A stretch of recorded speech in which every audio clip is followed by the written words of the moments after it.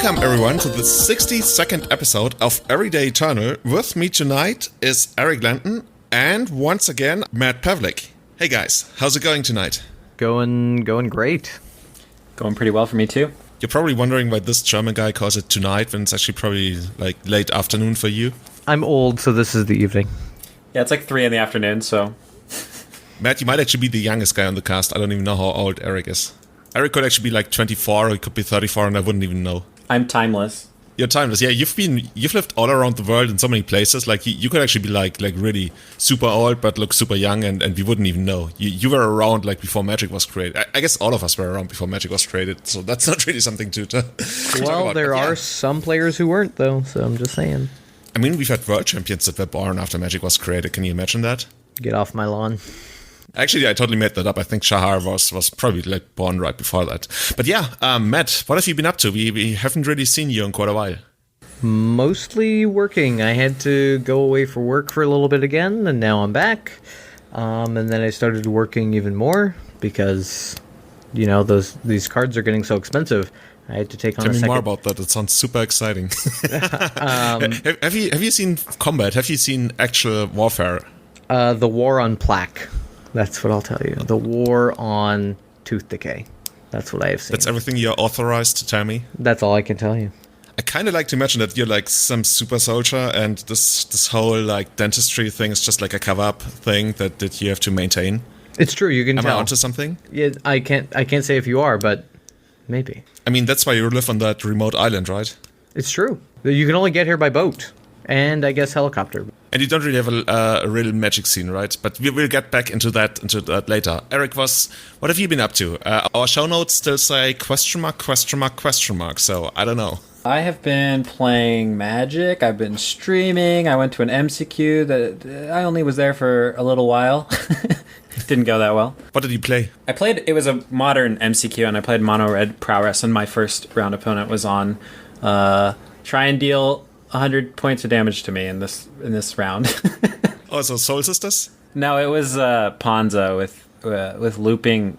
I'm so bad with card names. They gain 7 life and they get to find a creature out of their library, and then they just get Witness and they do that. Oh, it's a green command. Yes, the green command, and then like Weather the Storm and some other very annoying cards for a deck like Mono Red Prowess. That sounds like exactly the kind of deck you want to play in Modern right now. Yeah, exactly. You're gonna pay 5 mana to gain 7 life. I might be the only person they beat. I don't know. I didn't beat anybody, so good for them.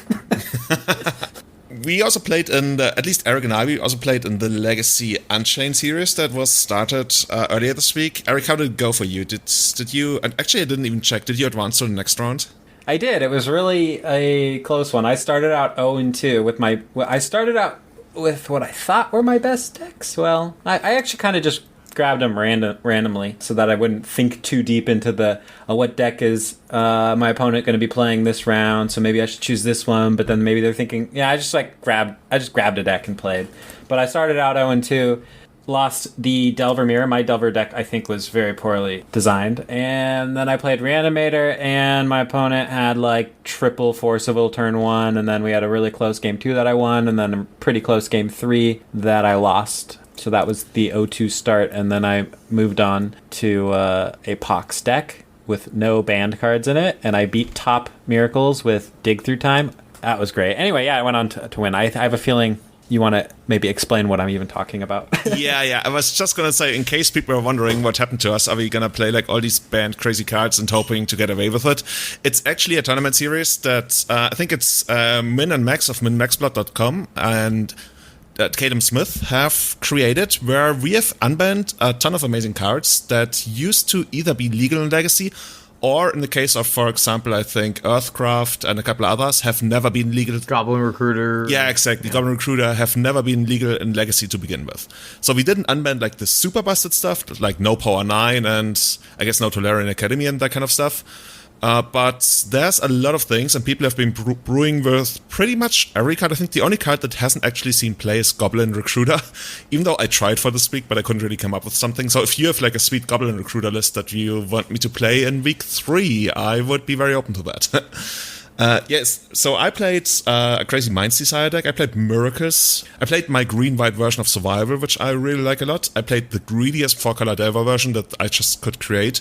And, of course, the Blue-Red Omnitail, which I initially thought would be the best deck in the format, but from the stats that we've seen this far, it actually only went 1 and 3 in the first round. And even though that's like not very significant, it's still somewhat surprising. And I'm going to play it again this week, but I'm not so sure about it. I submitted a couple of new lists. I also submitted an Elves survival list, which is kind of a little bit like cheating because I only added like 1 survival, so it doesn't really like make it an Elves survival deck, but it's some spice that I really look forward to using. So yeah, that's what's going to be up in the Legacy Unchained League. But what actually happened in Legacy this week? There were a couple of tournaments all around the world once again. And the first one I want to start with is the Missouri Legacy 10K at Moonbase Market. So that was a really big tournament in the Midwest in the US. I think it was in St. Louis. And 175 players came together and played it out. We don't really have the deck lists yet. Maybe by the time the podcast comes out, the deck lists have been released. So I'm going to link it in the show notes on itsjulian.com. But for those who just want to know what the metagame was like, we have 16 red and 6 decks that played some kind of 4-color control list. We have 12 Death and Texas decks, 11 Miracles, 11 Grixis Control, 9 Black-Red Reanimator, and then it drops all the way down to like 6 ANT, 6 Blue-White Stoneblades, etc., etc. And I want to point that out, one player actually playing Pirate Stumpy. So I don't really know what they actually played, but the metagame report that I received from the organizer actually literally says Pirate Stumpy. So if you don't know what that deck is, that was like a joke that Bob Wang and I created in, I think it was like mid to late 2017, where we talked a lot about actually Popeye Stompy, and then the community came up with like a Pirate Stumpy list that we never mentioned any of those cards. It was the first completely community created deck. So you guys remember You Make the Card? Well, that was You Make the Deck. And yeah, apparently somebody played that deck, and I actually have lost a match to that deck, even in the hands of Pleasant Kenobi, so props to that guy. With regards to the top 8, we saw 1 Death in Texas, 1 A&T, Bomberman, Miracles, Rock Delver, Moon Stompy, an unknown deck that nobody could remember apparently, and a Rock Cascade deck. I guess that's the Crashing Footfalls deck. So what sticks out to me is that if you consider the numbers, we had 9% Ren and 6, so almost 10% Ren and 6. They only put 1 in the top 8, which I guess is something to be expected if you expect all the decks to perform equally. But given that it's kind of the new hotness in Legacy right now, I would have expected for there to be more. But yeah, it looks like the kind of top 8 I would somewhat expect these days. Eric, how do you feel about that? You mentioned that the Crashing Footfalls deck was in there. That one I'm a bit surprised about. Or was that top 16? No, that's top 8. That's actually top 8. We got that report from Scott Monroe, who sent that list, who also has a really sweet report about the tournament. He top 8'd with Bomberman, so shout outs to him. You can check that out on itsjulian.com as well. And he gave me those numbers. Yeah, that's the only thing that really stands out to me, because although that strategy seems pretty fun, in my experience of playing against it and watching people play it, it's pretty inconsistent, and then the power level of the 4/4s isn't actually there for how inconsistent it is at what it does. But I mean, it's got a bunch of good blue cards in it, so it's not that shocking. Yeah, to me, it's like almost like a Nick Fit in disguise, in the sense that it tries to be like a super legit deck that has this cool aspect to it. But we talked about it, I think, a couple casts ago when we had Barra on the cast, and he didn't really like that deck very much, whereas Marius Hausmann really liked it a lot. But I don't know, it seems to be this fringe thing that I would guess would probably go away. I don't know, but I can see the appeal of it. Like, who wouldn't want to make two rhinos? That would sound like something that would be totally up Matt's alley. Matt, have you seen the deck before? I haven't seen the deck before, so I'm definitely excited about it. Didn't you actually order 2 Crashing Footfalls in Russian? I may have. So for those people who don't know, Matt actually orders a ton of Russian stuff to my house that I sent to Canada then, and there's so many crazy cards in Russian turning up at my place, and I'm pretty sure you had those Crashing Footfalls sent to me. Yeah, of course, the only thing that I didn't get in Russian was Ren and 6, and now I'm getting punished for it, so. Are you planning on playing it? So obviously they're still in your possession, so I will be playing them once I get them. I don't know how, but I will fit them into something, and I'll be very excited. Maybe I'll play Rug Cascade. Maybe I'll just play Jund Cascade with making more Rhinos. Who knows? I'm very excited that Moonstompy top-8'd, though. I definitely love Moonstompy, especially if there's all these decks running around, these 4-color decks running around, so... Yeah, that's a deck that has seen some success, or even more success lately, and we're gonna get to that when we talk about the Cardmarket Series in Frankfurt that also took place. And it's not that surprising, right? It doesn't really care all that much about all the stuff that Red and 6 is promoting, and also those crazy Astro, Check Lab, whatever you want to call those decks. You guys know what I mean, right? The thing that everybody's super crazy about. The Arkham to Astro Lab or some bullshit. Color. Yeah, exactly. It's everywhere right now, and even as we see in the Missouri thing, like 16 people came together and they were like, "Yeah, this is what I want to do in Magic. My deck starts at 4 colors, and then we'll move on from there." Sometimes even that snow mana for like not only Astrolabe but also Dread of Winter that we've seen. So I wonder where this format is gonna be headed, because if you've been following my Twitter, you will have noticed that I wasn't very happy with the state of the format, and maybe there was some frustration speaking out of me after like basically falling out of the tournament, having started off 5-1 in Frankfurt, but we'll get to that. To me, the greed that we are seeing, and also the reaction to the greed, which is basically I'm either gonna fight your greed with even more greed, going 5-color, or have some kind of crazy stuff in my deck, or going the other way, for example, like Moonstompy, or even people like Eldrazi. I saw a lot of Eldrazi lately, or playing all-in combo decks, like we saw a resurgence of All Spells at some point. That's not where I want to go. I don't want to be like either in the camp of I have all the value but less synergy, or I have like all the power and speed but also not. Basically, I'm missing Maverick being really powerful, like, or rather Maverick-esque decks. Like you guys know what I mean, right? I know totally guess what even you something mean. like Chant would qualify for that. And I know that Matt is also the kind of guy who would really enjoy that, but I don't know what your experiences have been lately. Well, I haven't had any experience yet with Ren and 6 on the battlefield, but being at 2 mana, I mean, he's obviously very good. He's obviously doing something amazing for these decks, and everybody is shoehorning him in as best as they can, as it seems. But I'm just wondering if that effect was really necessary.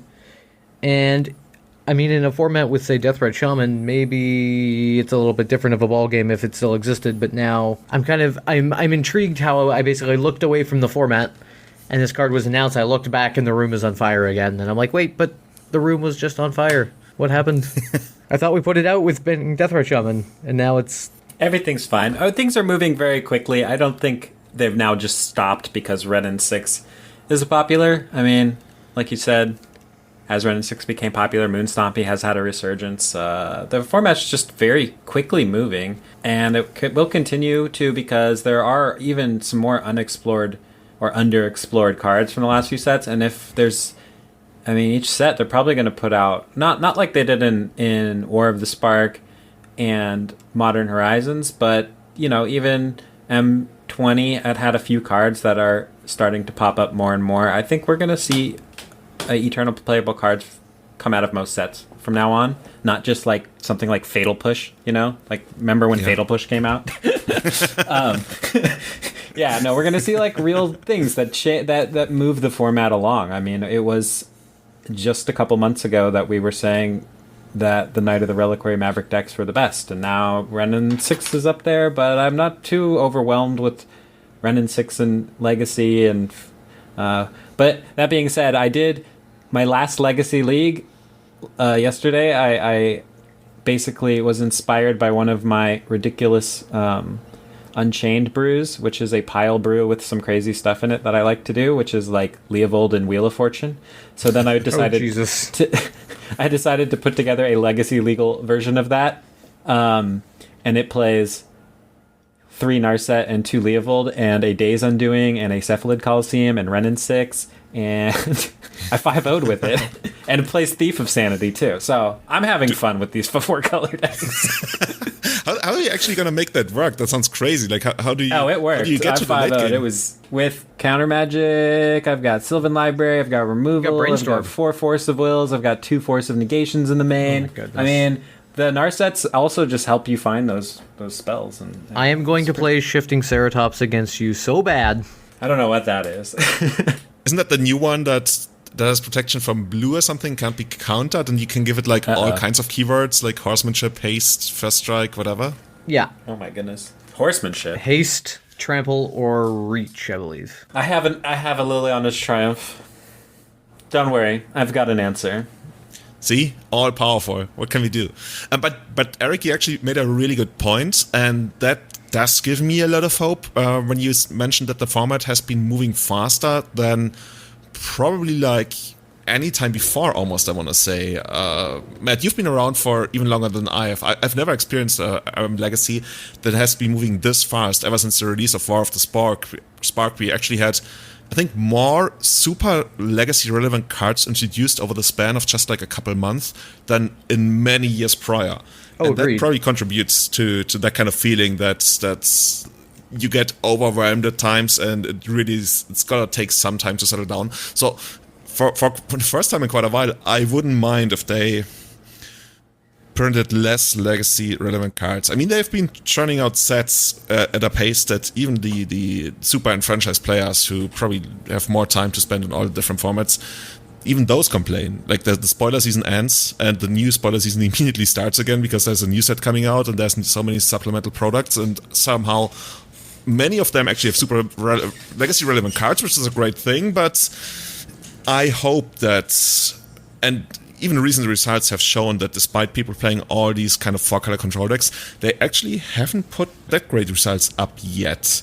When we speak about results, I guess we should just like move on to the next couple of tournaments.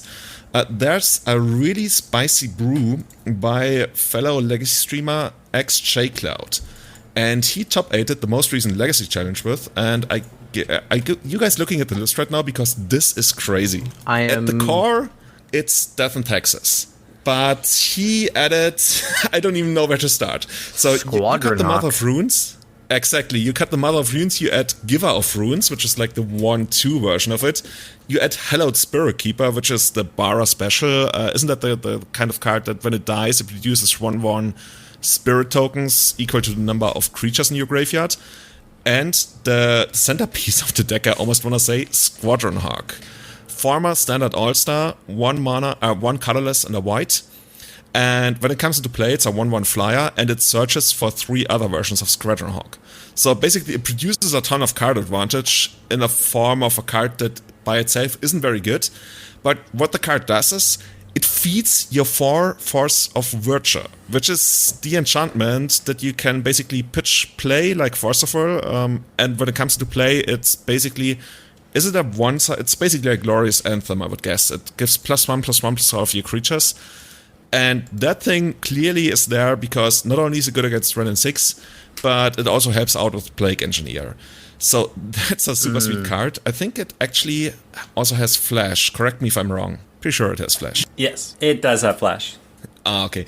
So a play he told me about that I read on Twitter was like super sweet. He gets his Squadron Hawk out. His opponent casts Ren and 6. Minuses it on the Hawk. He flashes in a Force of Nature, so the Hawk not only survives, but on the untap also kills the Ren and 6. So that's super sweet. That's pretty good. That is super sweet. Yeah.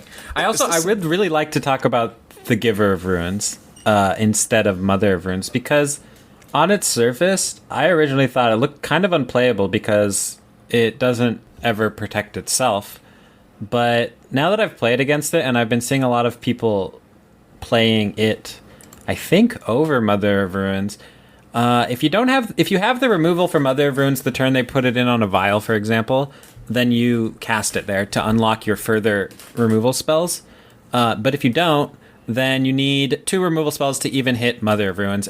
But oftentimes you don't even have the luxury to do that because there's a problem creature in play, so you actually use 2 removal spells to remove the problem creature through the Mother of Runes.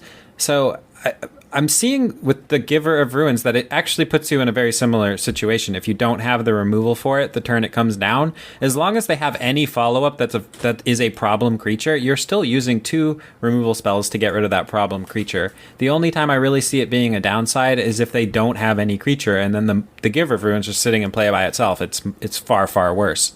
But it also has an upside of being able to protect your stuff from things like Mazavith, and it doesn't die to Renin 6. It can protect against Jite somewhat, Caracas for your Thalias, things like that. So I was starting to think maybe it actually is better than Mother of Runes. I've said this to a few people, and 1/2. Like pretty good. Yeah, it's a 1/2, and it's not a human. So if they, I mean, like some of the problems with Death and Taxes right now is Plague Engineer and Renin 6. So it kind of gets through some of that. Yeah, it's kind of crazy because when the card was first spoiled, everybody was like, "Yeah, this is like modern Mother of Runes, right? It's not good enough for Legacy, but we might see it in Modern."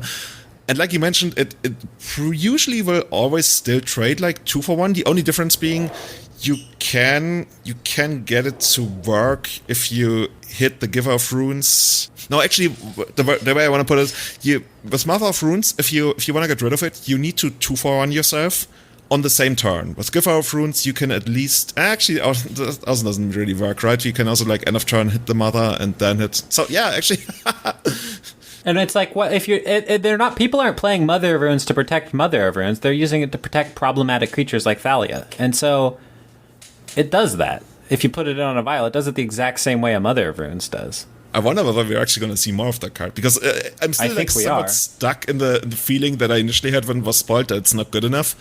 But outside of not being able to like hold the ground on its own against, for example, like a Tarmogoyf or Nimble Mongoose or whatever, what have you, it seems kind of sweet in that regard, which is still...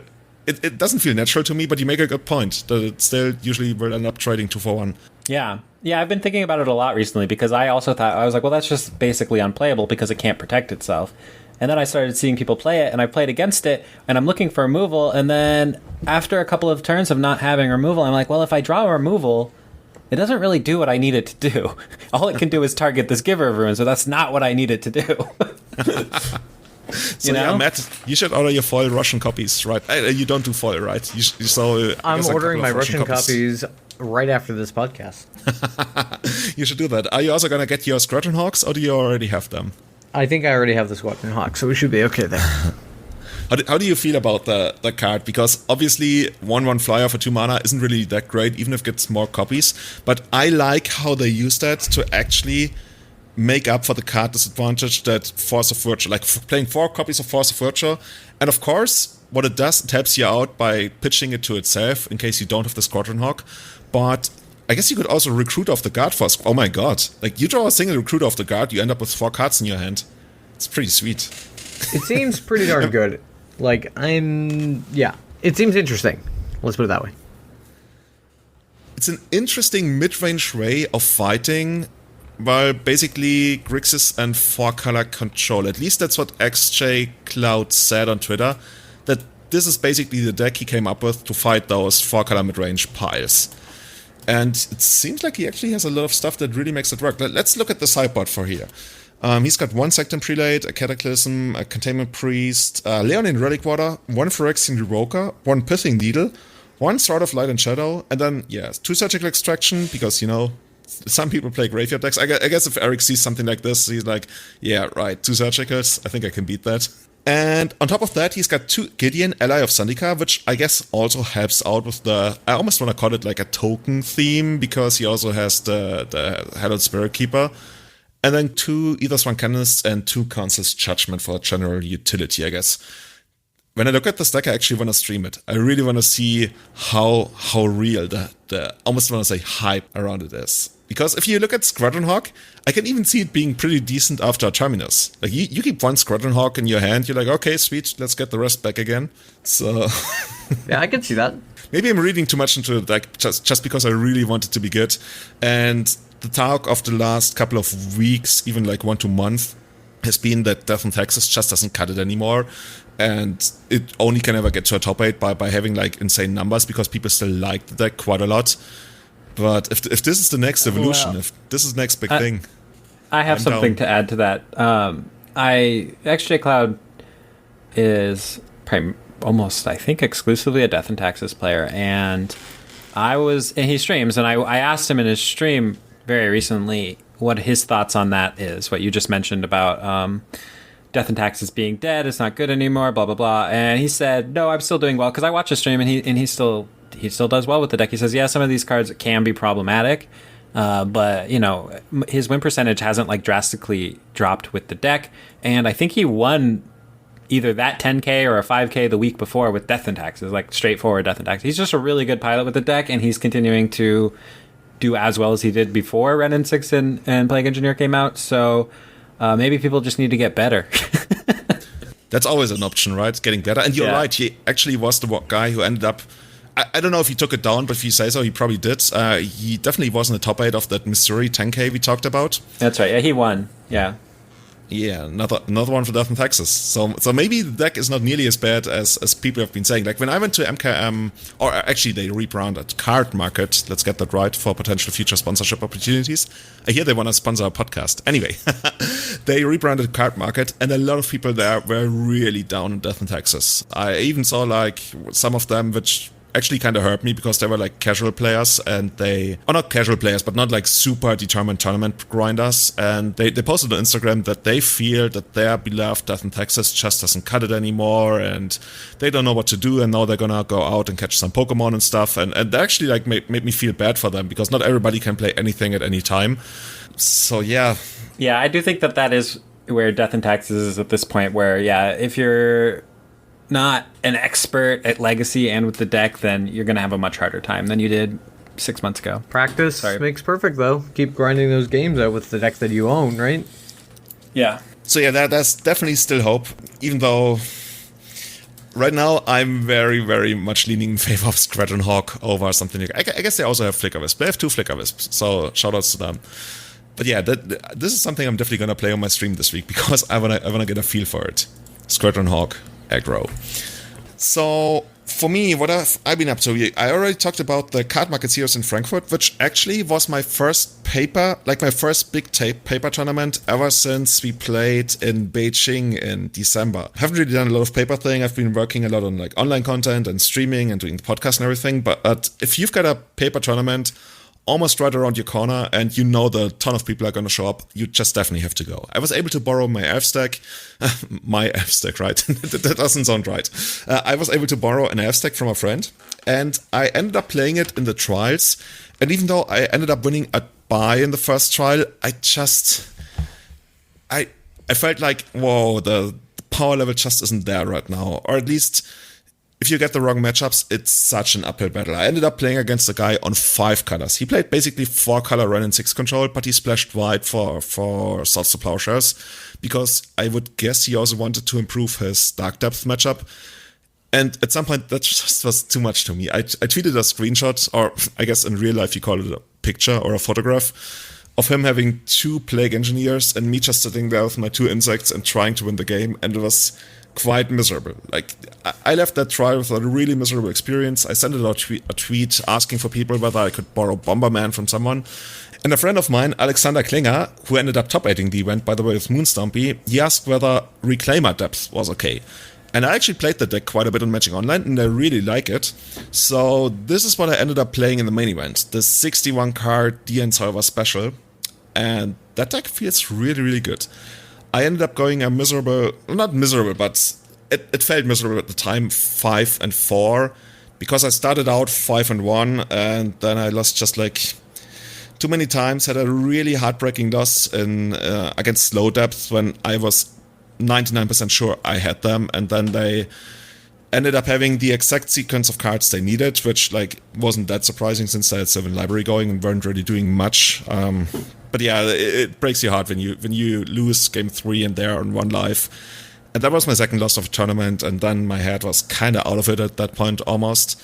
I lost again in the mirror, and in the end I guess that's some kind of almost negative closure. I ended up running into the guy again who played the 5 color control list again, just to be better against the Hogak depth lists, I would guess, and I also lost to him. So 5-4 didn't really get anywhere, but I've got a lot more experiences. And like, what's really, really cool, we had 285 players show up for the event. Actually 282, and that once again makes it the biggest Legacy tournament in Germany of the year. And I'm happy that we still get so many players. We used to get, I think, 300 to 400, but close to 300 is still a pretty good showing. So there's definitely a lot of Legacy to still be played. And also for the rest of Europe, we're also going to have GP Bologna, or I guess they call it Magic Fest now, and also Eternal Weekend. And I think we might actually see Eric at GP Bologna, right? Do you already know whether you're going to come? I am going to try. Yes, I'm planning to. Are you going to collecting donations on your stream? I think some people do right now. Well, I'm not asking for donations specifically for that, but I am. All my donations that I get are going towards a plane ticket to Bologna. Yes, so like donation decks and things like that are going towards the plane ticket. Okay, that sounds pretty cool. So I would love to see you there again. Would be cool. Maybe you can actually get Matt along, and then we also ship Bob over, so we can do a live podcast or all four of us. Would be pretty cool. sweet. When is it? Oh yeah, it's by the end of November, so there's still some time left. Okay, maybe. I mean, let's hope no war breaks out that the Canadian forces are involved in, and they need some dentistry, like the Russians, quote unquote dentistry. Man. Just saying. That's all you're allowed to say? That's all I'm allowed to say. So yeah, what actually happened in that tournament? So let's look at the metagame breakdown that Cardmarket get for us. We've got 8% of what they call blue, black, red X control. So I would label that as basically 4-color run 6 control, check pile, astro check, whatever you want to call it. 8% miracles, which to me always feels like the German deck. There's so many Germans playing miracles, so not that surprising. 7% storm, 7% sneak and show, 6% blue, red X Delver, 5% turbo depth, and then a bunch of other decks. I think nothing. I guess what stands out is the Death and Taxes, one of the most popular decks that we've seen over the last couple of years in these big tournaments. I would say is only sitting at 4%. So, given the size of the tournament, I would actually guess that a lot of people didn't really want to play the deck anymore. So, like we mentioned, it's probably not the fate of Death and Taxes to fade into obscurity, but definitely a decline in numbers. So let's see what actually made top 8 here. Or is there anything about the actual metagame that stands out to you guys that's surprising to you? I mean, it's nice to see 28% is other. It's always nice to see a good smattering of basically everything else going on. So, yeah, I guess that also includes Elves. I'm so sorry. I would have loved those guys to put some better. No, I guess it's less than 2% then, so it's more like 1%. Which at a 280 tournament, so that's like less than 3 players actually played Elves in a tournament. That almost want to say that can't be right, but those numbers probably don't lie. So less than three Elves players among 282 players. That's pretty disappointing, actually. But yeah, what can you do? One thing I actually want to point out before we look at the top 8, something that I really didn't like, because let me preface this by saying that the tournament was actually amazing. It was very well organized. The coverage team, they hired a couple more people. The technical stuff was all on point. It's really, really good. But one thing I didn't like, and I guess the coverage people don't really have influence over that, almost 25% of people had a bye in the first round. We looked at it, and apparently like 70 people had a bye, and that just feels too much. Like some people even had 2 buys. And I get that you run these trials so people can come a day earlier, give you money to play in your trials and all that kind of stuff, but it's just so many buys. That throws everything off. Yeah, it's leaning towards pay to win almost, which isn't really the Magic. Like people say Magic is play to win, but that honestly Magic is more like pay to play because it's an expensive hobby. But once you're at the tournament, you're usually on somewhat equal footing. And something they do that I don't really like is that the buys actually do stack. Because there's 4 trials on Friday and Saturday. And if you win a buy in one of those tournaments, you can actually stack up to 2 buys, which is very uncommon. Like they never really did that outside of the Cardmarket Series. So I think nobody would really be... I think it would not distract people or disencourage people from playing in those trials if they got rid of that. Because you can still play in a new trial and try to get 2 buys, because not that many people actually end up getting 2 buys. So maybe that's something we could do away with, and that would somewhat reduce the number of at least people with 2 buys. But yeah, that's just something that I noticed that felt wrong. I remember when we got to a point in GPs where like 1/3 of the field had buys, and that's when Wizards decided, okay, we really got to do something about the buy system because it used to be rating based, and then they removed that. And yeah, there's something wrong with the buy system, but that's just my take on it. Or how do you guys feel about that? But do you like it when you can earn a lot of buys in the trials prior? I personally feel that I'm always handicapped because I don't have buys, because I don't play a lot of paper Magic. Like at the GP I went to, I started out 8-0, and I was like, without buys. I did this without buys. It's like, I feel like every time I go into a tournament without any buys, like I said, I'm super handicapped. So I think they should be harder to get. I think they should be much harder to get. I think maybe they should be rewarded for, like, basically like an MCQ where you've got 100 people and whoever wins gets a buy. I mean, they shouldn't be so easy that all you have to do is play a lot and you have 2 buys to every event. I'm on the same page. I mean, realistically, maybe there shouldn't be any buys, but whatever. However, if they are going to hand out some buys, maybe in the tournament of 282, 10 people show up with buys. But when you have 70 people who are not playing round 1 because they've already got, 1 win, what is that also going to do to the breakers later on as well? I mean, that's the thing, right? And it's kind of weird because it creates this weird reward structure where if you do well in the main event and you literally go, for example, like Eric 8-1 in actual matches, then you're actually penalized against those guys who, for example, had 2 buys, because those on average will have better tiebreakers than you. Even though they literally played 2 fewer matches in the main event, they're going to come out on top of you most of the time. Which, to me, I always feel sorry for those guys. For example, I think we had Felix Bolland. He went 7-1-1. He finished in 9th place. And as far as I remember, he actually didn't have any buys. So that's just like stuff that happens to you. And I don't know. I'm not okay with that. I know that it's not up to me to change that. But I think if people at least talk about that, we can raise some more awareness for what that actually does. And with that, I'm going to move on to the top 8, because that's, I think, much more interesting now. So in the top 8, we ended up having 2 Moonstompy decks, 1 Agrolome, 1 4-color Delver, 1 12-post, a Grixis Arcanist midrange deck, 1 Eldrazi in Texas, as well as a blue-red Delver deck played by Sven Stolz, who actually said hello to me. He's a huge fan of the podcast, so shoutouts to Sven, even though he told me he doesn't always agree with what we say. I mean, he probably has a point, at least at times. And yeah, this is the top 8. Not actually that surprising to see 2 Moonstompies, right? We already talked about how that deck actually matches up decently against the Ren and 6 decks. And it is played by Marius Hausmann, who, as we know, famous griefer and friend of Julian's. Friend of many people, if they can get along with them. No, Marius is like super chill these days. He used to be like feared in the sense of the tantrums that he would throw, but yeah, he's mellowed out, I want to say. Yeah, he actually almost didn't play Moonstompy. Like, I remember in the very last round on the trial on Friday, he was like, no, I'm going to play Death in Texas. I'm going to go back to Death in Texas. I'm going to break Ren and 6, like the Ren and 6 matchup. And then the very last game, in the very last round, he plays against Elves, and the Elves mulligans to 5 on the draw, and they get nothing together. And then Marius is like, you know what? Moonstompy is so powerful. I'm going to play that. And then he crushes the event, like all the way to the semifinals, where he conceded to the guy who got later DQ'd, but we're going to talk about that in a moment. So yeah, Moonstompy super teched out. What's interesting is that we see 2 lists in the top 8, and only one of them plays Trinisphere. And that's a big point of contention. Like Alexander Klinger and Marius Hausmann, they actually talked about that quite a lot on the night before the tournament. And Alexander, I think he actually played 4 Trinispheres, whereas Marius played none of them.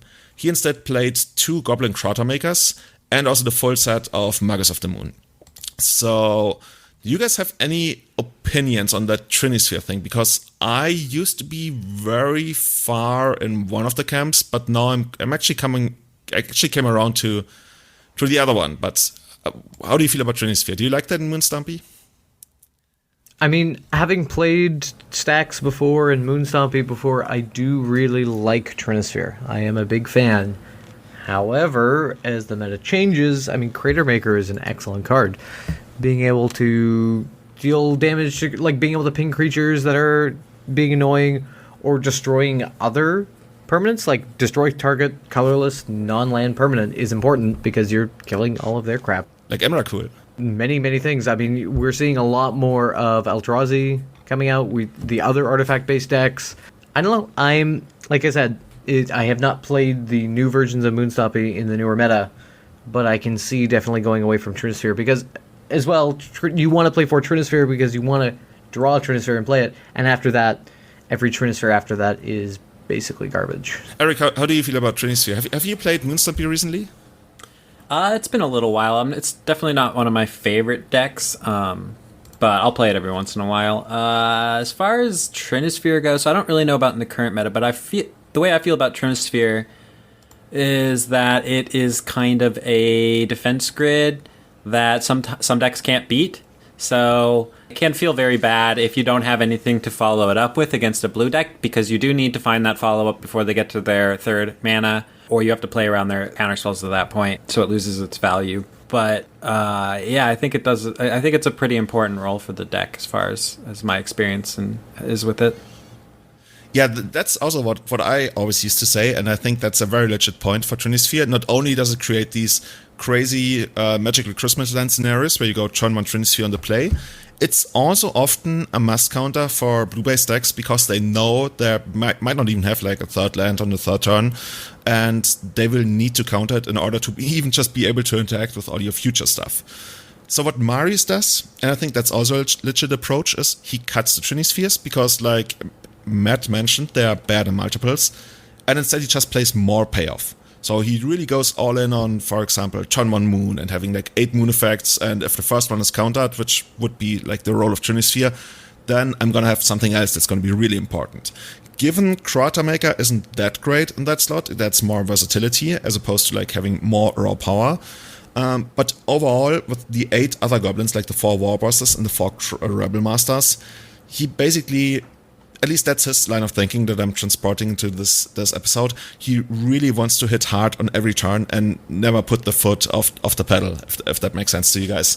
And I can very much respect that. I actually, right before the episode, I played the deck in a league, and I can feel the raw power of always having something that's like heavy hitting, as opposed to Trinisphere, which even sometimes can be just rather hit or miss, especially if you don't get it down on the third. Like if you get it down on the second turn on the draw, unless it's like a combo deck, it's still good, but not like super crazy, especially if you didn't have a turn 1 play. And there's also a couple of minor things. For example, you increase the red count for Chrome Box, which can sometimes be an issue with the deck. You also generally decrease the mana curve a little bit by playing Krater Maker.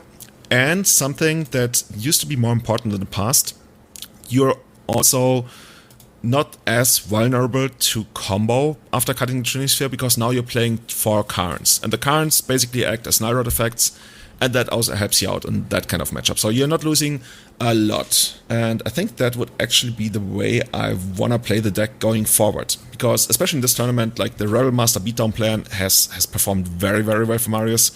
And without like worrying about like Trinisphere and just like slamming your goblins and your moon effects and your planeswalkers, I really like that kind of play style. I know that it gets old after a while, but not as quickly as something like Oops Our Spells. So yeah, this is something this is the kind of list I would very, very much recommend to anyone looking into the deck, because Marius has been working on that deck for almost 8 years now. It started out as a joke, and he had some awful versions of it that he went like, I don't even want to say like 1-5 or something in our local games, but at this point, every single slot in that list is very, very much checked out, and I would very much recommend it going forward. I even got so far that I felt like I want to play the deck, but... All right, you've convinced me. I'm going to try it, but I'm going to make one change. I'm not sure what I'm going to take out, but I'm going to add at least 1 Throes of Chaos. If we're not playing Trinisphere, I want to play Throes of Chaos. Okay, now you got me. I have no idea what the card does. This is a 4-mana card, 3 and a red, and it says Cascade Retrace. Oh, that card?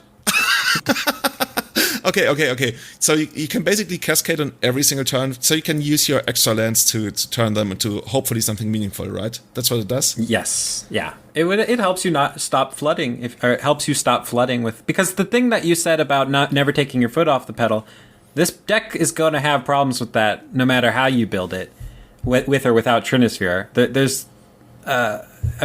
you're just drawing off the... You have to keep a hand an explosive hand. You have to mulligan to a fairly explosive hand, and then you're at the mercy of the top of your deck. And by replacing 4 Trinispheres with a couple of redundant moons that maybe they're already ignoring, it doesn't change it that much, in my opinion. But yeah, so I've seen people go up to like a 9th Rabble Master effect, and I actually think Throes of Chaos is worth testing in that spot.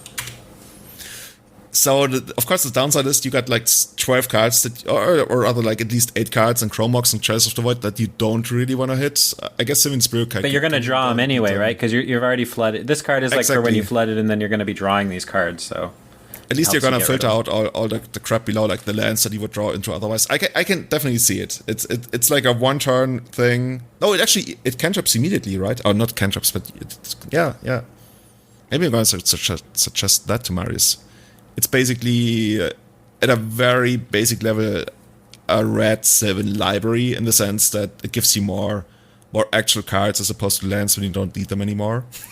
Yeah, it just unfortunately skips over your 4-mana Planeswalkers, but...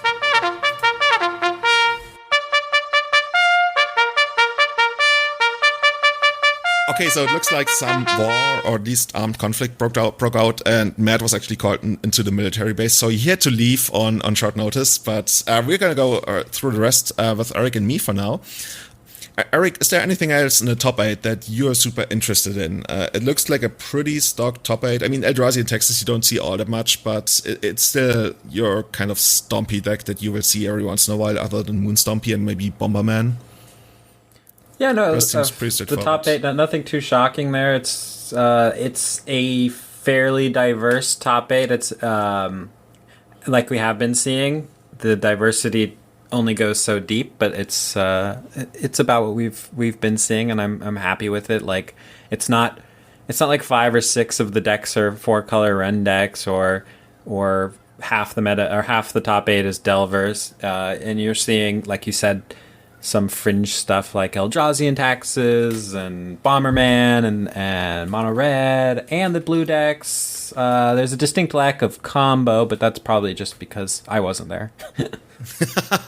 Yeah, it's been represented in metagame, right? We had 7% Storm, 7% Sneak and Chill, but they didn't really get there. I saw some guys, at least on Storm, on the top tables towards the end, but they also couldn't get there. But yeah, looking at the top 8 and also the metagame, I don't hate it, even though I don't know, there's something missing for me.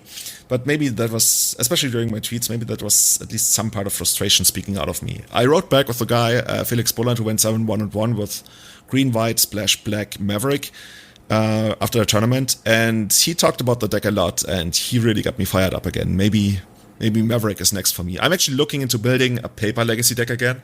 This might come as a shock to a lot of people, but right now I'm leaning more towards building Maverick than Elves, just because I'm really missing Maverick. Might be my next thing again. And you got to try and get Survival unbanned. Yeah, that's the next thing, right? You're already supporting me on that, I hear? Well, actually, when I said that, I didn't realize this is like $100 card. They don't need to unban it. It's going to make it go up so much. I mean, as far as fair in Legacy, yeah, I think the card is fine. I mean, it's leaning on unfair for a fair deck, but I think it's fine. Yeah, I mean, that's something that I can see. As much as they want Legacy, or rather, Legacy to unban Survival of the Fittest, I can see what it would do to the card. We don't need another card that's like $700 to $800 a playset, because if it's like 100 right now and the demand skyrockets, it becomes the next Gaia's Cradle, and that's why they need to not unban it. That's the only reason. I mean, because it's possible that we just haven't been building it in a way that's just completely busted, but I don't see it as being faster or more ridiculous than the combo decks, and I don't see it as potentially being more resilient either, because if the blue player or whoever has any answer to your Survival of the Fittest, then you are basically a Maverick deck, which is, as you said, is borderline like not that great sometimes. You know, it's fine. It's a fine strategy, and Survival adds a little bit to it for sure, but I don't think it makes it like so incredibly busted that it's. I think most of the cards on the ban list aren't incredibly busted, ruining the metagame. From everything we've seen in Legacy Unchained thus far, which cards that we unbanned do you actually feel like are the craziest we unbanned that have the most potential? Well, I think Probe needs to stay on the ban list. That card, nobody enjoys playing against that card. That card is lame. That is a lame card. And I think Dig Through Time hasn't overperformed, but we all kind of agree that it would. We didn't allow people to have 5 deck lists with Dig Through Time, so that has something to do with it. I think Mind's Desire potentially is too much for a Storm card. It looks like you can just draw your entire deck and not have any win conditions in it, and it's just a little too good. And the rest of them seem completely fine for Legacy. I think I'm not missing anything. Like Wheel of Fortune, I think is fine. Windfall, I think is fine. Survival, I think is fine. Squirrel Nest, and those are like borderline unplayable. Those would be like fringe, like meme decks that are decent, you know? Yeah, Mind Twist unplayable. Mind Twist is unplayable. Like it's just funny. I don't necessarily think they need to go and unban them because it's just an antiquated ban list, and there's no real reason to unban them. But yeah, I think like Mind Twist, for example, is completely unplayable. Yeah, it's interesting that you actually notice a pattern of all the cards that have never been legal in Legacy, that have been banned ever since the format was basically created. Those cards like Earthcraft, Mind Twists, what have you, Goblin Recruiter, those are the kind of cards that we all feel like they could probably come off the ban list, because even though they've been playable, or they've been like highly playable at the time they were put on that list when the format was created, they're probably not holding up all that well against the current state of the format. Whereas cards that were put on the ban list later on, that have been legal in the format before, like Deathrite Shaman, Probe, Dig Through Time, most people feel that they should stay on the ban list because they have proven themselves in a rather recent past and they are really powerful. So I could see like them slowly removing more stuff from the ban list in the future. I don't know whether Wizards even watches our league, but people have done stuff like that in the past. I think Caleb Durr would also put out an unbanned series on Channel Fireball. We'll see. I'm actually surprised about Mind's Desire. Like, everybody knows the card is broken, but once we actually started building lists, none of those lists felt really strong. But then I played it in the first week, and boy, the card was broken. Yeah, the card looks really broken. I think that we can't just say, oh, it didn't perform, so it's not that good. Because there aren't that many of us, and if you open it up to everybody in Magic, things might look very different. So that's why I'm saying I might be wrong about Survival. But from what I'm seeing, everybody in this league is building Survival in a slightly different way, but they all kind of do the same thing, which is you get Survival, you get a bunch of mana, and then you're going to be able to put a bunch of power into play, basically, and kill your opponent. I think that is a totally fine thing to do in Legacy. Yeah, attacking for, like, in the best case scenario, you attack for like 16 on turn 2. That's not even, by the standards of Legacy right now, and given how many moving pieces you have there, that's not even like too broken. Of course, what makes it better is that unlike other rather linear, strategic, dedicated combo decks, if Survival goes wrong, you still have like a decently playable deck, like really nothing great. It's kind of like the Phoenix deck, though, in that, you get the combo. It's a little bit better because it's a 1-card combo, but without it, you still get to play a game of Legacy with your discard spells. I'm talking about Phoenix, with your discard spells and your Young Pyromancer tokens and things like that. And so with Survival, you still get to play a game of Legacy without it. You've got, Deathrite Shaman. I mean, in these lists, you've got Deathrite Shaman. Imagine without Deathrite Shaman. I feel like Survival would be pretty close to unplayable. You got Noble Hierarch. So you got Noble Hierarch, which is like the most fair 1-drop you could possibly put into a deck in Legacy. You got Noble Hierarch. You've got 4 mana hasty dudes that you can play in Vengevine. You've got some Thalias. You got things like that. Yeah, it's like super fair Magic. Like, and then you add you add a potentially busted draw with an unanswered Survival. I think that's totally fine. Yeah, I think there's like 2 extremes, right? There's these super heavy dedicated combo lists that are really playing, I don't know, 90% of their cards are dedicated to getting the Vengevines and the Hallowed Ones in play. And I think at least the list I played is very much on the other end. It's like basically a green-white Maverick deck that also happens to play Survival. And I think I only played 3 Vengevines and a couple of like what's it called, Basking, Root Roller, and that kind of stuff. And I feel like this is where I want to be the survivor. Of course, I could be very wrong on that, and at least once the league is over, I think we will have a lot of matches. I think survival might actually be the most played deck in the league thus far, next to Grixis Delver, which also a lot of people play. But I'm really looking forward to the results. That's going to be super interesting to see what Legacy Unchained, to be found on minmaxblog.com, is going to show. So if you guys have any kind of cool brews that you want to show to Eric and me, definitely hit us up on social media and send them to us. Because it's actually not that easy to brew in that format. I feel right now, like all those Grixis variants playing Probe and Death Threat Shaman are probably like one of the best decks that you can play. But we want to see some more sweet stuff. Do you have anything sweet lined up for the next week? Well, so I don't really have time to brew with cards that I've never played with, so I'm kind of just playing things I've played in the past, which would be Deathrite Shaman decks. So I'm Bant. I played against Min. He was on Survival. I played Bant. I won that match. Bant is very good. I do miss playing with Deathrite Shaman, but that card, I think, although I wasn't on the bandwagon of this card needs to be banned, I definitely wouldn't say they need to take it off the ban list, because it does a lot for a lot of strategies that those strategies don't need. They should struggle a little bit more. But yeah, Bant with Death Threat Shaman's really good. I really like that. And so I'm going to be playing that again. And I also played... Last week I played 2 decks that have 0 banned cards, and this week I'm also playing 2 decks with 0 banned cards, kind of on purpose, because I keep making this point that a lot of these cards are unplayable and would be totally fine in Legacy, and so I'm playing decks with no banned cards against decks with banned cards. So the most spicy thing I have is the pile deck I made with that I want to cast Wheel of Fortune with. You told us Narset in play. Yeah. Oh, that's gonna be, that almost sounds like it could work in Vintage. I guess people are actually doing that, as far as I'm aware.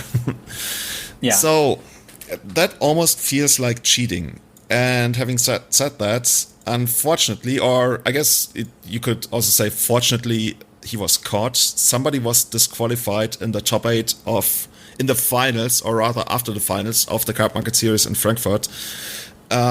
To me, it feels really weird, even though I probably wouldn't call him a friend, but he's someone I was friendly with, who I have seen and known at European tournaments for years. And he also would have rather been in the camp of players. I would have said they probably don't cheat. Like, you don't assume anyone cheats, but he was always like such a nice guy that you would always assume probably not cheating, right? But I guess that's part of the facade, of the thing that they put up. A lot of people actually told me, for example, that Alex Bertuccini was like super charismatic and he was always super nice to everyone, and they would never think he would do that kind of stuff. But yeah. So what happened? He was playing 4-color Delver in the finals against Blue-Red Delver, and Twitch Chat, Mr. Twitch Chat Police, the underground dojo keyboard cage fighters, they caught him. They noticed 3 different things that I guess 2 of them on their own are already pretty damning. The one thing about playing 2 lands a turn, even though it also looked pretty deliberate, I would almost be inclined to like sign it under an honest mistake, even though it looked like pretty, I don't know, on purpose. But the other 2 things, they looked really bad. So on the first clip, he quote-unquote shuffles his library after having put a very favorable card for him on top. And then he does the thing, I guess you've seen that before, where you shuffle your library, but the top card never changes. You take the bottom half of your deck, you mash it into the top half of your deck, but not on top, like not exactly on top, but slightly below, so the top card never changes. And if the opponent doesn't cut the deck, which ended up happening twice, you literally get Demonic, or rather, I guess, Vampiric Tutor. And it looks really bad, especially in the second one. For example, he brainstorms True Nemesis to the top, but does want to draw it later on. But then he's forced to crack his fetch land to play a Spell Pierce on a critical spell.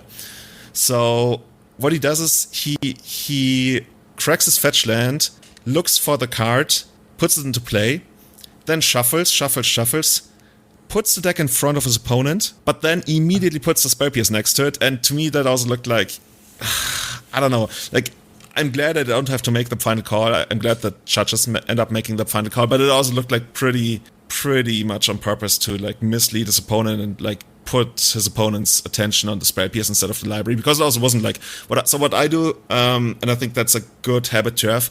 When I present my deck for shuffling by the opponent, I literally put it like on their side on the board to make it really clear, like I'm not trying to like get away with them not shuffling my library or any kind of fishy stuff.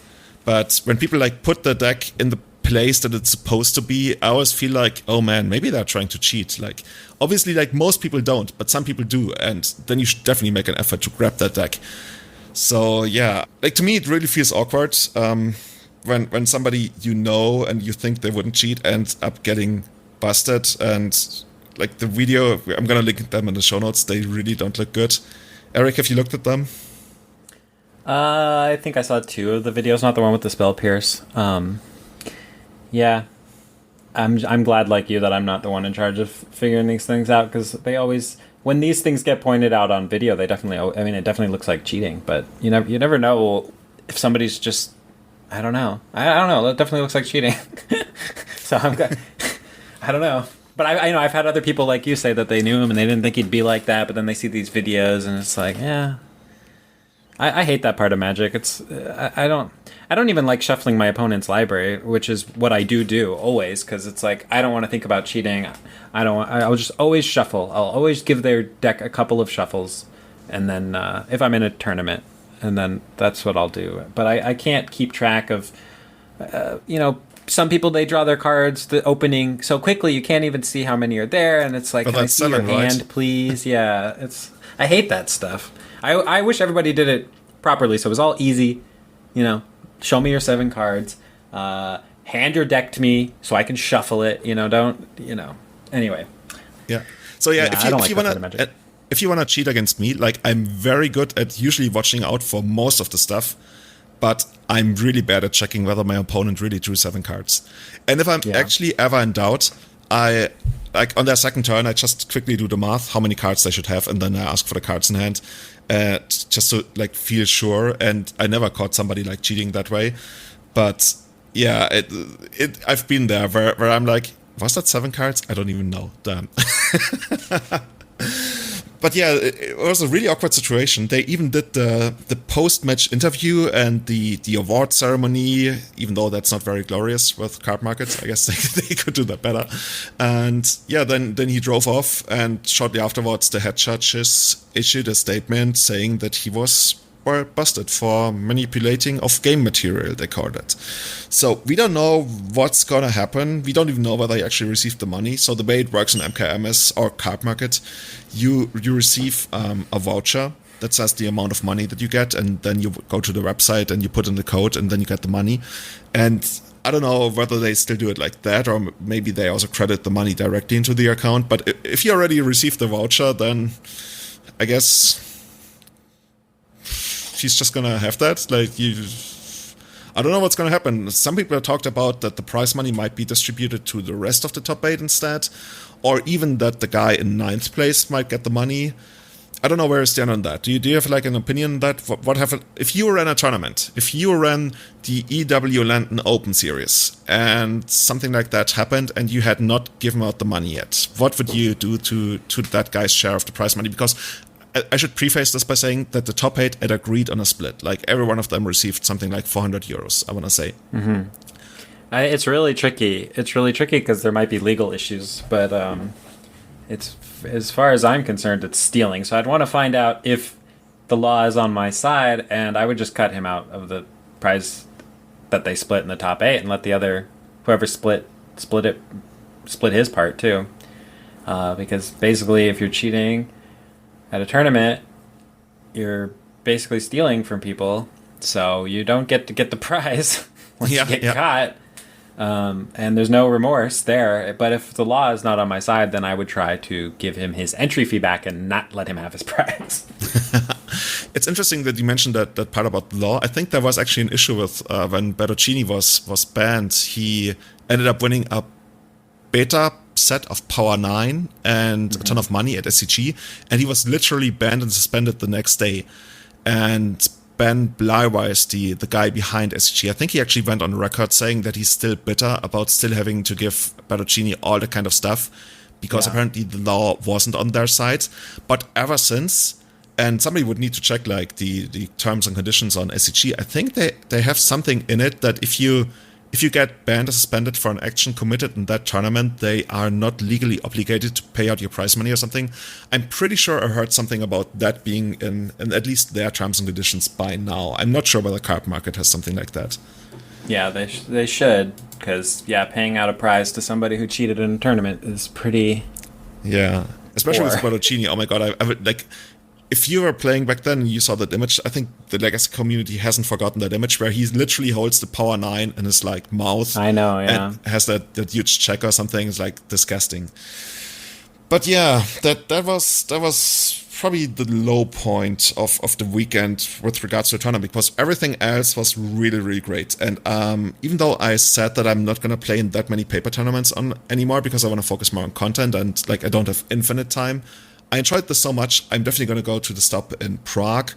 I would also love to go to, I think there's one in Barcelona, and Barcelona is just amazing, but I will figure it out. But I'm definitely going to be in Prague. So, yeah. Also, by the way, something I didn't mention.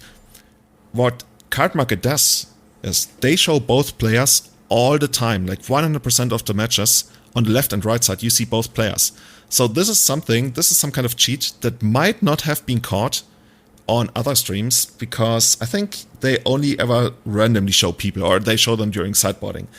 And maybe if you're like a cheater who does this kind of shuffle trick, maybe those guys are not used to like being on camera even while shuffling and getting bust. Because like the discussion was, why would you cheat after the tournament has already split? But if you see how much the guy was actually happy to win, like when he won, he shook his opponent's hand and he went like, I don't know if you can hear that, you did that finger thing. He was like really happy. I guess the glory or whatever behind it was really important to him. But yeah, I guess That's real strange. Yeah. It's real strange. Yeah, like I still feel awkward talking about that. I also felt awkward when, for example, when Rodrigo was banned, because Rodrigo, I was like, when he was banned, I felt like, wow, a friend of yours was banned for cheating, and I still don't know how to feel about that because it's so awkward. This guy wasn't nearly as close to me, but it's still like, when you think somebody's like super legit, and like, okay, with this guy I didn't even know whether he was super legit, but I always assumed that he was. But I don't know, how does that affect the person in their local community? Because we were like also talking to I can't really say talking to his friends, but we noticed that his friends also felt like awkward about it. Like, what is this going to mean for the future? Is this guy still going to be part of our community or not? I can't stand cheaters, but you know, if I don't see something that like with this video, I mean, the guy looks like he's cheating, so I'm like, I don't really want to play very with a much. cheater. I would lean very much toward it. Yes. Yeah, but I mean, the judges tend to be police. They're cops too, so if I don't see anything, like, I don't know, it's hard for me to even have a stance on a lot of the cases because I didn't see anything, and I know that Magic can be very difficult. Like, the dexterity of it and everything about it can be very difficult, and I'm often like, oh crap, I did this thing, you know, and it's like I gotta be careful about. Because, you know, it'll look like I'm cheating if I didn't tap my mana right or something like that, you know? I don't know. It's hard. Magic's hard. Yeah, definitely. I mean, I've been on camera attacking for summoning the creature in the finals of Bazaar of Moxen in 2013. And I still think about it like, yeah, it's like, oh, you're cheating. You're one of the best players. Like, you would never make a mistake like that. You're trying to get an extra point of damage in. Yeah, it sucks. You've got this like one of the highlights of your career, and then you see that you did that, and feel like, but people tell you afterwards, yeah, of course it happens, but you know, especially when you have such a big reputation of having done well over so many years, you really don't want anyone to think that oh my god, this guy, maybe he's like an angle shooter or he's like getting in these small advantages, because sometimes you just make a mistake, and that's why when I just saw the thing about the guy playing the second land, I very much felt like, okay, I mean, everybody who plays a lot plays a second land at times, even though it looks really sketchy. But the things about the shuffling, I hate that. Yeah, if you're moving cards, I've had people say bad players, you know, doing this kind of thing when they're shuffling. I'm like, this is cheating, even if you don't realize it. Like, you're not allowed to move the cards around in your deck and not randomize it afterwards. That is cheating. And even if you don't know it, you are cheating. Like, Yeah. you know you're doing the moving of the cards around and not randomizing. And if you didn't know that's cheating, that's on you. That's definitely cheating. Yeah, it's the classic mana weaving situation, right? Where people Exactly. tell you, "Oh, but I'm randomizing it afterwards." And you're like, "Yeah, why? So why are you doing it in the first place?" Like, like Or if and then you you're being do careful it, not to really randomize it by cutting it. Yeah, in a certain- exactly. It's like, this is cheating. You're trying to get your lands in a certain way in your deck. You're not randomizing your deck. That's cheating. Yeah, even if you perfectly randomized it afterwards, if you believe that this is gonna give you an advantage, that's already the cheating mindset, and that's already being punished. There's a famous case on the Pro Tour where a player did something that was entirely legal, but he thought it was illegal to do, but would give him an advantage. And it would get super technical, but basically he did something he thought was illegal that would give him an advantage that was actually legal, and he ended up being disqualified and banned for that action. Because just the mindset of trying to get an unfair advantage is what's punishable. And that's why like all this kind of stuff like mana weaving and like moving cards around while shuffling your library, I understand where people are coming from. And some people, and I don't want to say where they were from because that's like doesn't matter, but I've met people who told me that in their city, if once they learned Magic, all the old players, they told them, oh, you have to like move around cards if they clump up, or you have to like, if you've played a lot of matches, you have to like distribute your lands really well. And some of them, they actually weren't aware that they were cheating, but it's really important to, not only in this podcast, but generally when you talk to people, to point out, if you do anything that you think will improve the way, like the cards you draw, that is not bound to a cantrip or whatever, that's really literally just like moving cards around, that's cheating, and you shouldn't do that. And in this video, like, it looks really bad, and if I didn't know him, I would immediately say, yeah, definitely cheating, but now I'm like 99% cheating, which in the world of Magic, that's far enough to actually convict somebody. And yeah. But yeah, I want to talk about a couple of small things that people do that enables cheating. Not only in the sense of what are you doing to open yourself up to being cheated on, but what are you also doing that's not okay? And that's, like in your case, it's not a problem because you know you're not cheating, but by doing certain things, you say, okay, I'm actually okay if my opponent did the same. And that allows your opponent, for example, if they're a cheater, like we don't have any statistics, right? How many, before you got into this segment, how many people do you think are actually cheating in Magic tournaments? Like if you go to a GP, how many of them, it doesn't matter whether it's like predetermined or opportunistic cheating, what percentage of people do you think are doing shady stuff, even if it's minor stuff? Oh, probably at least 10%. Whoa, that high? Yeah. Oh, maybe you're right. Like I came in like thinking maybe 1 or 2%, but I mean, especially at a GP, there's so many people who like I mentioned, are probably like doing stuff that they think, that's okay. You know, that old guy at my shop does that every time. I'm gonna do that. Yeah. I'm not going to really name high, any though. names, but at the GP I went to, well, I guess this will make it pretty obvious. My first loss of the day was in the round 9, right? And my opponent was playing extremely sloppily. They were very, very sloppy about everything. It was frustrating how sloppy they were playing. And I talked to a friend of mine who had played them earlier, and I realized, oh yeah, I was actually watching this match, and they played this person earlier, and this person had tried to change this is like round 7 at X and O, tried to change a suspend dice into a token creature in an attack step. What? They tried to take their suspend dice and attack with it, the one they had been using for a suspend card. They tried to attack How do with you it. attack with the dice? Well, it's a 2/2. He was using dice for tokens. I see. Okay, that's pretty shady. Right. Well, and the judge got called, and it's just a mistake. You know, it's not. Okay, that's not a creature. It's not attacking. Basically, this person is one of the top ELO ELO, or like this person has top 8'd many GPs. This person is not bad at Magic. So, I mean, and that's definitely cheating. I mean, if you're sloppily playing and moving things around to then have like more creatures, and you're not like new to Magic, that seems like. But anyway, Yeah, it seems to me like, I would say 10%. I think there's people doing stuff like that a lot to gain a little edge. There's people who might draw an extra card or might look at the deck when they're shuffling because they want to get some information, and they're aware that that's cheating. I think so. Yeah, especially the shuffling part. And actually that also gets me to what I was gonna talk about with like all the little stuff that some people do without ill intent, but that actually enables their opponent to do the same with ill intent. And that gets me to shuffling. Because so many people, and we've all seen that, they shuffle, they literally look down in front of them as they smash the two deck halves into each other like all the time. And it's so easy to really just like take a glimpse at those cards. So what you're supposed to do is you literally have to hold your deck. And I mean, I'm probably preaching to the choir here. Like a lot of people know this, but I think it's so important that we should mention it at least. Take the deck, hold it in your right or left, actually in both hands, I guess, to the right, and move your head to the left. And I do this at tournaments, and sometimes the person sitting next to me, like on the left side, they give me this really weird look, like, hey, why are you staring at me? And then they realize, oh, okay, I'm just like deliberately looking away from the deck. And you should expect your opponent to do the same. It's so frustrating when your opponent takes your deck, or even their deck, because they could also be stacking, and like, yes, I'm cutting their deck, but just the thought that they might try to pull something on me makes me angry. Ask your opponent to do the same. Look away.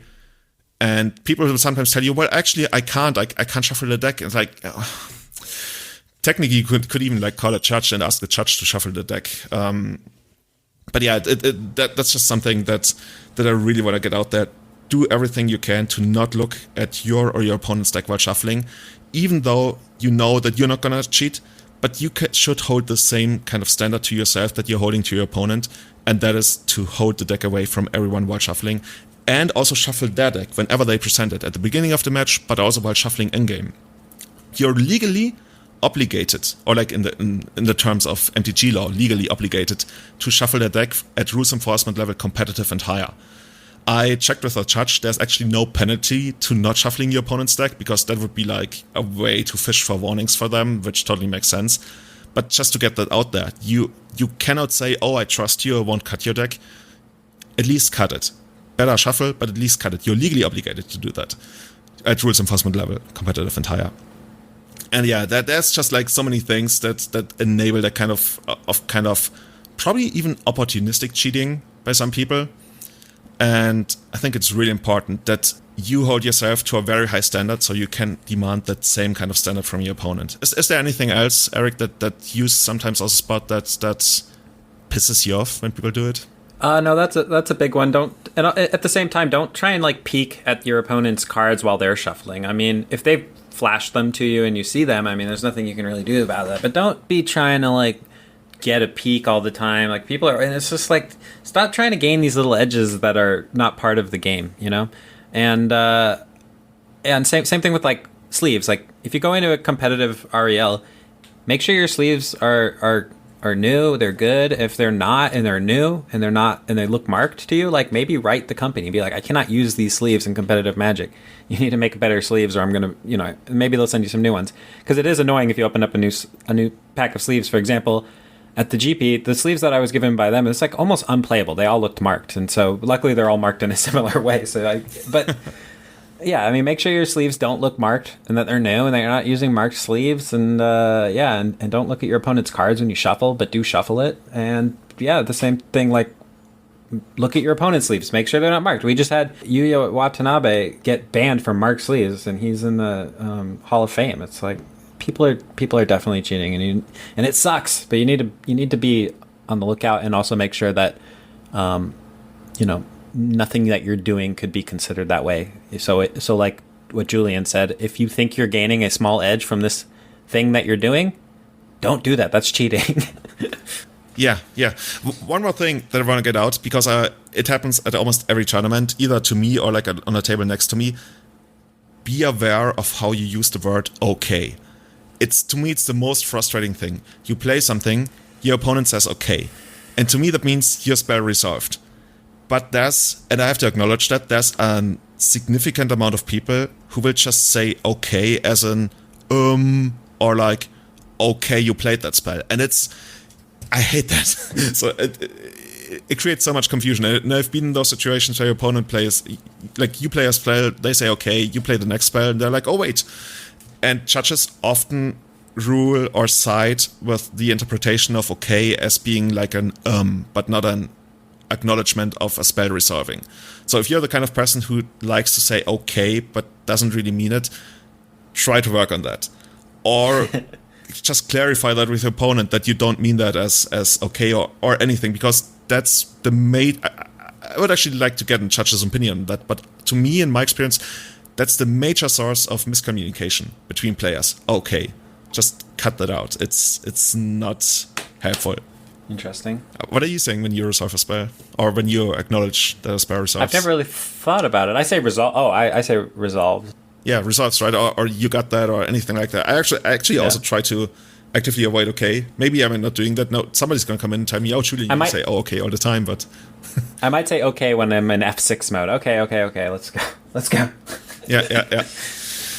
So yeah, that's just so many things, and I'm actually going to write a short article on that, hopefully this week, probably more like next week, about all the small stuff that people should do to make it harder for people to cheat.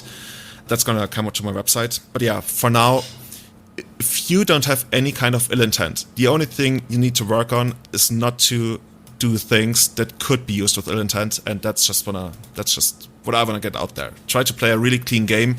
You don't need to do it for yourself, but if you encounter an opponent who does the same, there's potential for abuse if you're okay with that kind of behavior.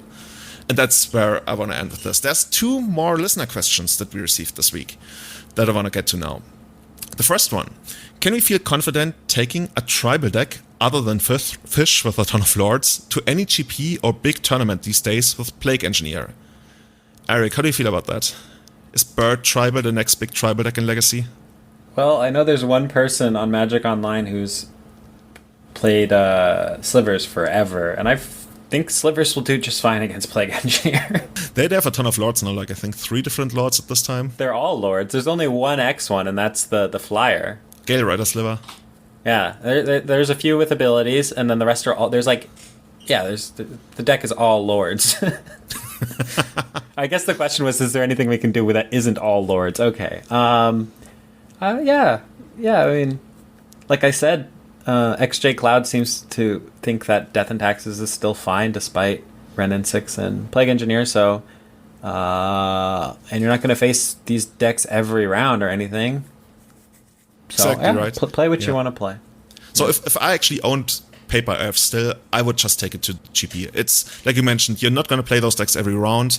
For example, the Felix Bulland, who I talked to, who finished 9th at 7-1-1 at Cardmarket Frankfurt, he told me, I think he didn't face a deck with Plague Engineer or Renin 6 even once. He played against all kinds of decks, and he got to play his Maverick game that like all us Maverick players really, really enjoy, and yet didn't have that kind of disturbance.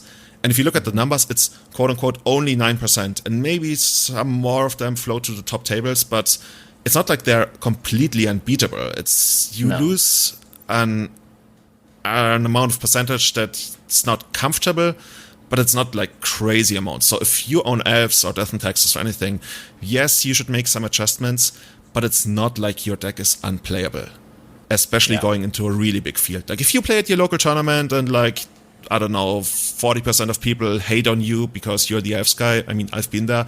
Yes, it's probably going to be a little bit awkward and you probably have to do something about that. But if you go to a big tournament, and I mean, this is what we're mostly talking about when we're discussing the metagame, do it anyway. It's not as bad as us or other content creators sometimes make it feel, but there's a problem and it's gonna be annoying, but the format will eventually slow down and settle down, and then we'll hopefully arrive at a balance that's acceptable for us. For me, I'm gonna go ahead with a little bit more of Maverick. I really enjoy Maverick right now. I don't know, Eric, you haven't been that impacted. Like, if you were going to go to a tournament, which leads us to the second listener question for the night. What deck would you take to GP Atlanta if given any choice, if it was tomorrow? So for me, it would probably be either Elves or Green, White, Black Maverick or Moonstompy. What would it be in your case? Would you go ahead with Black Red Reanimator? Like, that's your signature deck, right?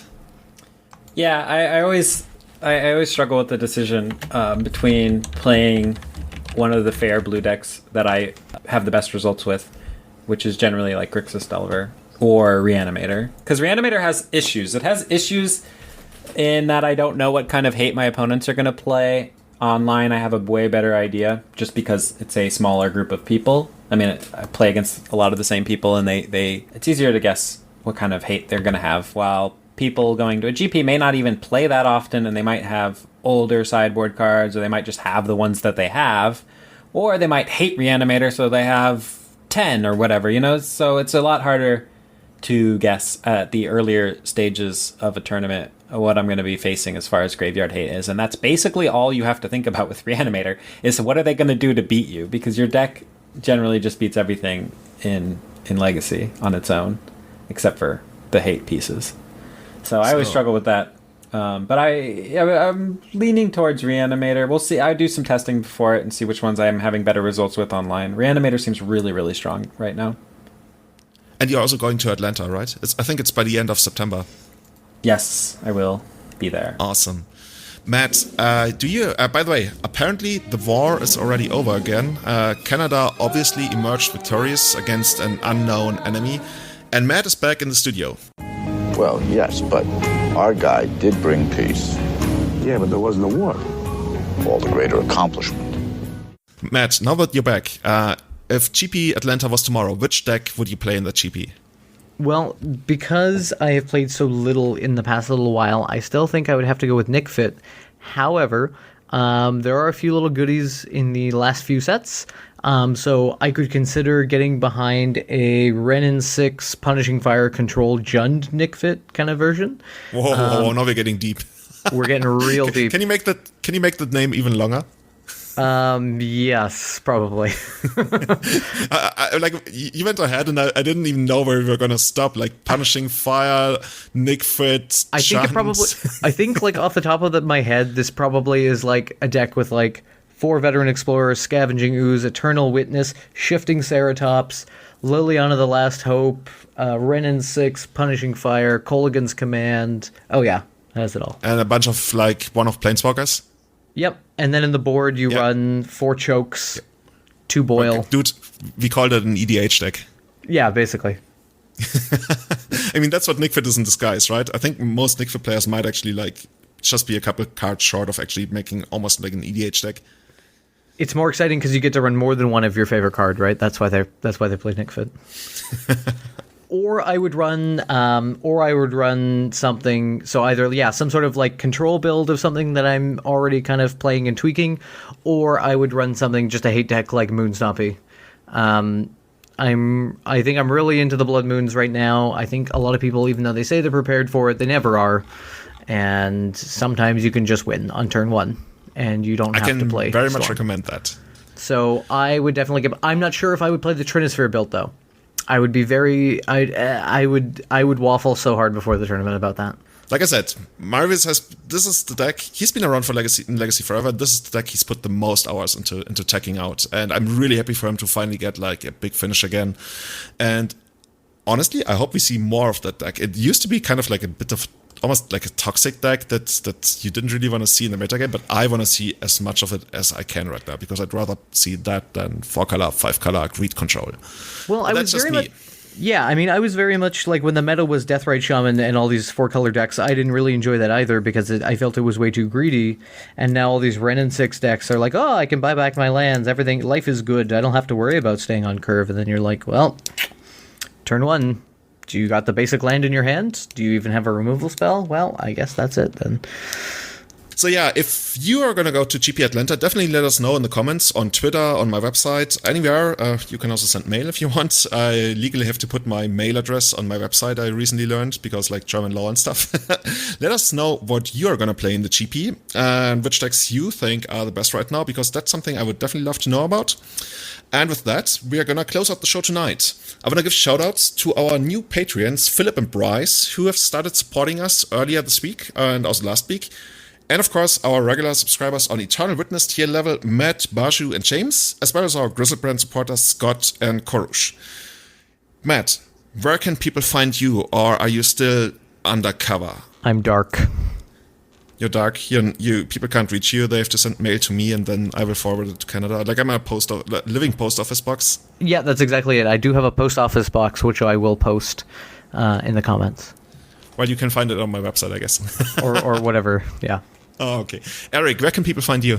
I'm EWLandon1 Twitter and EWLandon on Twitch. And you wouldn't believe how many people in Frankfurt actually called you F. Landon. I mean, that's the German way to pronounce it. Yes. People actually, when we talk about podcasts, some people mentioned, oh, and you have F. Landon. I'm like, oh, you mean E.W. Landon? Yeah, F. Landon. Okay. You should say that more often on your podcast, on your stream. W. It's my initials. It's my email from when I made an email in high What does the W stand for? Like, you're American, so it's probably like Warren. You're getting there. Close. No, it's William. William, okay, Eric William then. So, and if you want to find my content, you can find me on twitch.com/itsjulian, twitter.com/itsjulian23, as well as on itsjulian.com and on my secret mail address on my website. Please don't send me that emails. If you want to support our show, check out patreon.com/everydaychannel, where you can subscribe on different tiers and get different kinds of perks. Actually, this weekend, I gave out a lot of our stickers, not only to our supporters, but also to just people who said hello at Cardmarket. And it's really just like one way to appreciate the stuff that we're doing and the hours that we're putting into this. So if you like it and you got like $1 or something to spare every month, we'd be really, really happy to get your support, to help out with the running of the show. So, Eric William Landon and Matt, I don't even know if you have a second name, Pavlik. Thank you so much for coming on. Thank you guys and girls so much for tuning in to the show, and see you again in 2 weeks. Bye-bye. Bye. Toodles.